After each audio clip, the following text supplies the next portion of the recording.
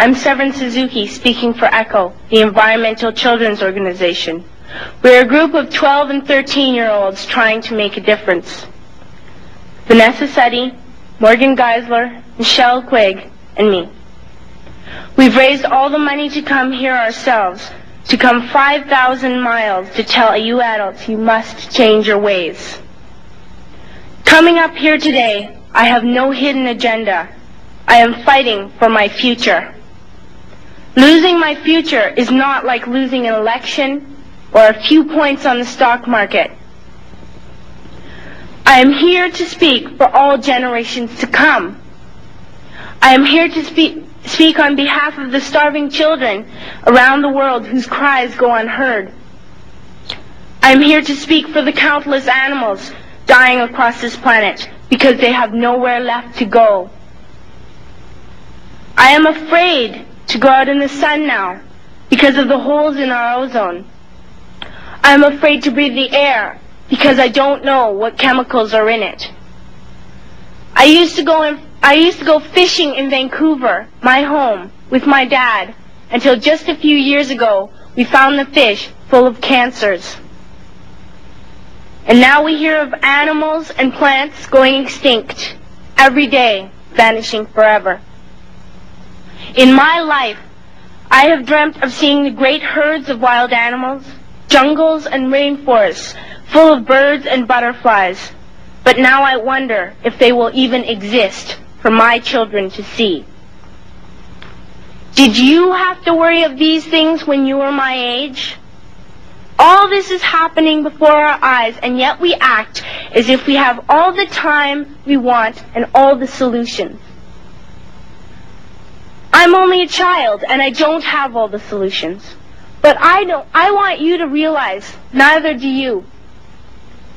You don't know how to fix the holes in our ozone layer. You don't know how to bring the salmon back up in a dead stream. You don't know how to bring back an animal now extinct.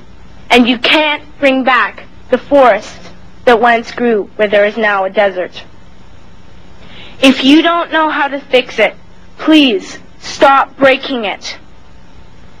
Here, you may be delegates of your government, business people, organizers, reporters, or politicians, but really, your mothers and fathers, sisters and brothers, aunts and uncles, and all of you are someone's child. I'm only a child, yet I know we are all part of a family, 5 billion strong. In fact, 30 million species strong. And borders and governments will never change that. I'm only a child, yet I know we are all in this together and should act as one single world towards one single goal. In my anger, I am not blind, and in my fear, I am not afraid of telling the world how I feel. In my country, we make so much waste. We buy and throw away, buy and throw away, buy and throw away, and yet northern countries will not share with the needy. Even when we have more than enough, we are afraid to share. We are afraid to let go of some of our wealth. In Canada, we live the privileged life, with plenty of food, water, and shelter. We have watches, bicycles, computers, and television sets. The list could go on for 2 days. 2 days ago, here in Brazil, we were shocked when we spent time with some children living on the streets. This is what one child told us. I wish I was rich. And if I were, I would give all the street children food, clothes, medicines, shelter, and love and affection. If a child on the streets who has nothing is willing to share, why are we who have everything still so greedy? I can't stop thinking that these are children my own age, that it makes a tremendous difference where you are born. That I could be one of those children living in the favelas of Rio. I could be a child starving in Somalia, or a victim of war in the Middle East, or a beggar in India. I am only a child, yet I know if all the money spent on war was spent on finding environmental answers, ending poverty, and finding treaties, what a wonderful place this earth would be. At school, even in kindergarten, you teach us how to behave in the world.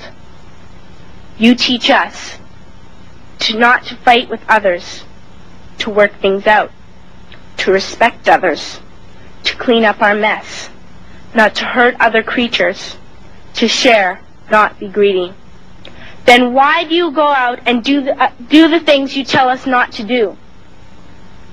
Do not forget why you are attending these conferences, who you're doing this for.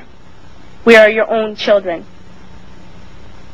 You are deciding what kind of a world we are growing up in. Parents should be able to comfort their children by saying, everything's going to be all right. It's not the end of the world, and we're doing the best we can. But I don't think you can say that to us anymore. Are we even on your list of priorities?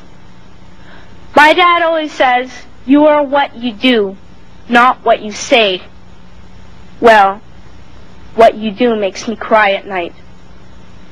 You grown-ups say you love us, but I challenge you, please, make your actions reflect your words. Thank you.